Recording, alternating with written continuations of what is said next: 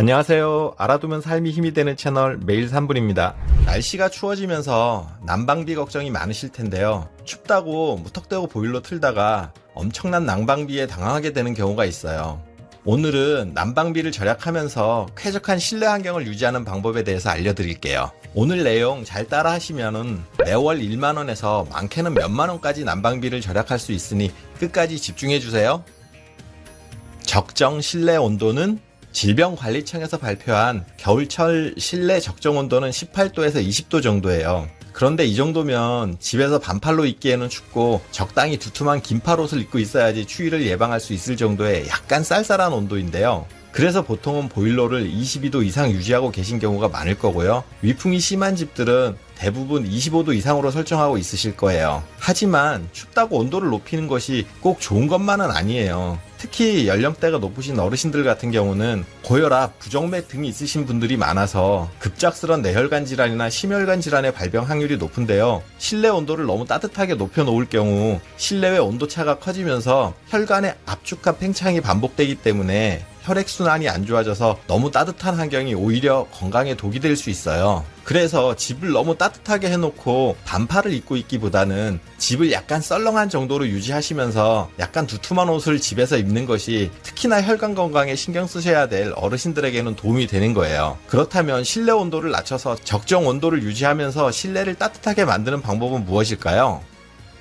실내 습도를 유지하자. 바로 그 방법의 핵심이 적절한 실내 습도를 유지하는 거예요. 보일러를 튼 후 가습기를 같이 켜주시면은 실내 온도를 더 빠르게 따뜻하게 해주기 때문에 난방비 절약에 도움이 됩니다. 사막은 온도가 40도, 50도를 넘어가는데도 그늘에만 가면 그리 덥지 않아요. 그런데 아열대 지방은 습해서 온도가 30도만 넘어가도 무척 덥게 느껴져요. 이것은 한마디로 습도가 높을수록 열 전달이 빨라지기 때문에 더 덥게 느껴지는 거예요. 우리나라 겨울은 유난히 건조한데 실내가 건조하면 건조할수록 우리 몸은 실제보다 더욱더 춥게 느끼게 된답니다. 그래서 건조한 겨울에도 실내 습도를 적절하게 유지하면 습도로 인해서 열 전달이 잘 되기 때문에 같은 온도라도 더 따뜻하게 느껴지는 거예요. 적절한 실내 습도는 40에서 70% 정도로 이 정도 습도를 유지해야지 18도에서 20도 정도의 실내 온도에서도 쾌적하게 보낼 수 있어요. 그래서 보일러 온도를 적당히 낮추시고 실내에서 가습기를 틀어서 습도를 유지해 주시면 더욱 따뜻하면서 쾌적한 실내 환경을 유지할 수 있어요. 가습기뿐만 아니라 실내에 빨래를 널어두거나 분무기를 이용할 수도 있고 어항을 설치하는 것도 습도 유지에 효과적인 방법이에요.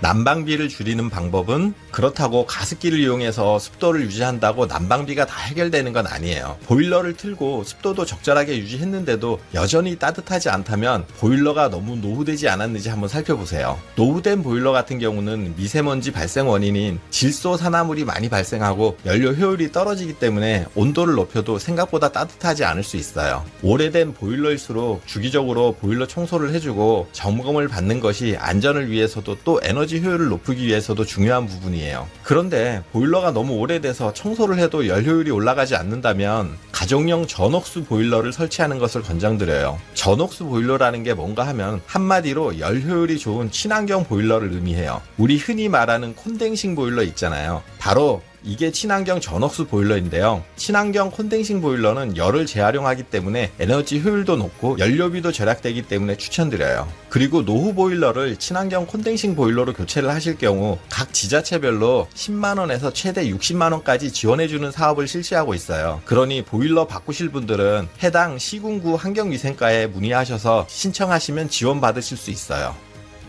보일러 설정을 제대로 하자. 가정마다 있는 보일러 컨트롤러는 모양은 다르지만 원리는 다 동일해요. 보일러 컨트롤러를 살펴보면 실내 모드와 온돌 모드로 나눠져 있는데요. 이것은 어떻게 온도를 측정하냐에 따라서 달라지는 거예요. 컨트롤러 아래를 보면 온도 센서가 있는데요. 실내 모드는 이 온도 센서를 통해 컨트롤러 주변의 온도를 측정하고 설정한 온도보다 실내 온도가 낮아지면 작동하는 방식이에요. 이 측정 방식 때문에 난방비 폭탄이 나오기도 한다는 사실 알고 계신가요? 센서 주변의 공기만을 측정하기 때문에 때문에 집안 전체 온도가 아닌 컨트롤러 주변 온도를 기준으로 보일러가 작동하게 되는 거예요. 문제는 컨트롤러가 위치하는 곳이 실제로 집안의 온도보다 낮다면 실내가 충분히 따뜻해도 보일러는 계속 가동되기 때문이에요. 한마디로 컨트롤러 주변과 실내 온도 차이가 크면 요금 폭탄을 맞을 수 있다는 거예요. 특히 위풍이 심하다거나 하는 가정에서 이런 경우가 자주 발생하는데요. 그렇다고 컨트롤러의 위치가 집안 평균 온도보다 낮은 곳에 위치한다고 해서 컨트롤러 위치를 쉽게 바꿀 수 없는 게 사실이에요. 이때 사용하면 좋은 기능이 바로 온돌 모드입니다. 바닥에 있는 배관의 난방수 온도를 기준으로 온돌 모드가 작동하기 때문에 컨트롤러 주변의 온도만을 측정해서 작동하는 실내 모드보다 더 효율적으로 난방을 해준다는 장점이 있어요. 온돌 모드 사용 시 적정 온도는 봄, 가을에는 60도, 겨울에는 70도 내외를 권장한다고 하니 감안해서 설정해주세요.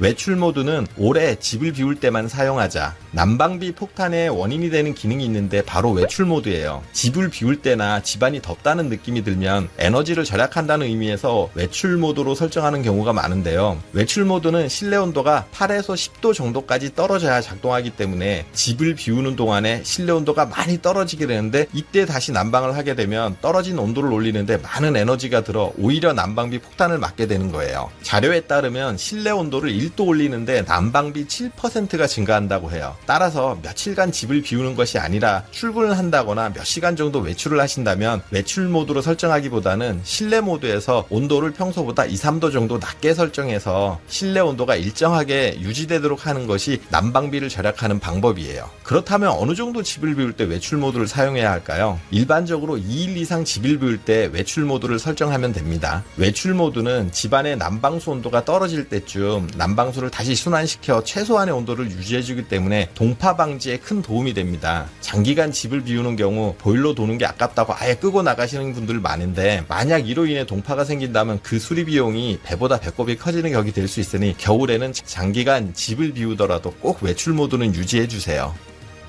온수 온도를 조절하자. 온수 온도를 조절하는 것만으로도 난방비를 10%가량 절약할 수 있다는 사실 알고 계신가요? 씻으실 때 물이 너무 뜨거워서 온수와 냉수 중간에 수도 레버를 놓고 사용하시는 분들이 많을 텐데요. 이것은 난방비를 많이 나오게 하는 잘못된 습관이에요. 온수 온도를 80도에 맞춰놓고 사용하신다면 너무 뜨겁기 때문에 수도 레버를 중간쯤으로 돌려서 40도 정도에 맞춰서 사용하시게 되잖아요. 하지만 이것은 40도만큼의 온수가 데워지면 적당한데 80도까지 데워서 찬물을 섞어 사용하는 것이니까 40도를 더 데우는 만큼 난방비가 올라가게 되는 거예요. 따라서 이렇게 낭비되는 난방비를 잡으려면 적정 온수 온도를 찾아야 해요. 온도가 표시되는 컨트롤러에서는 36도에서 42도 정도 사이로 온수를 설정하면은 씻기에 딱 좋은 적절한 온도가 되고요. 컨트롤러의 온수 선택이 저, 중, 고 이렇게 3단계로 되어 있다면 중에 놓고 사용하시면 난방비 절감에 크게 도움이 될 거예요.